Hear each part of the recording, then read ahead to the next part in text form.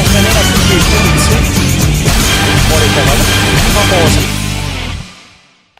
Fait que là, ben, on a lâché le bord du ruisseau. Puis là, ben, on est après monter tranquillement dans la montagne.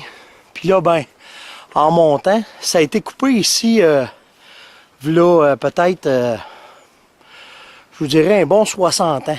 Fait que, plus qu'on va monter dans le bois mou, on va voir où est-ce que les anciens bûcherons avaient coupé. Puis c'est là que je vais aller faire des microsalines jusqu'en montant jusqu'en haut. Fait que ce que ça va faire, c'est que je vais réussir à laisser des nutriments ici.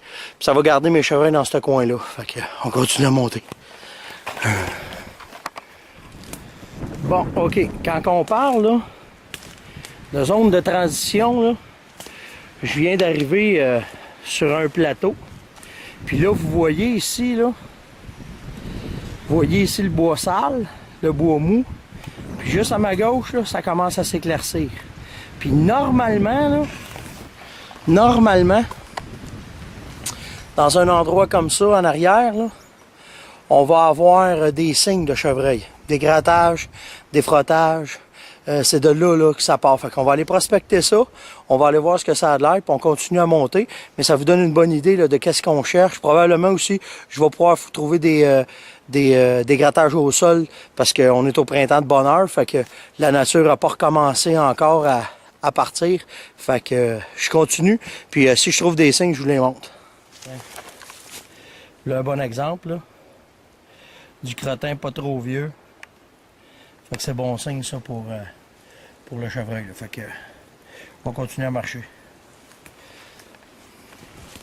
Bon, je viens de voir là, en flanc, là, juste là. Regardez ça. Si je me trompe pas, c'est un frottage.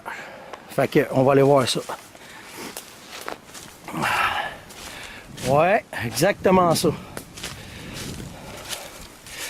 Regardez là, ce qui est important de comprendre là, c'est qu'ici là, ça semble être une place qui vient assez souvent frotter.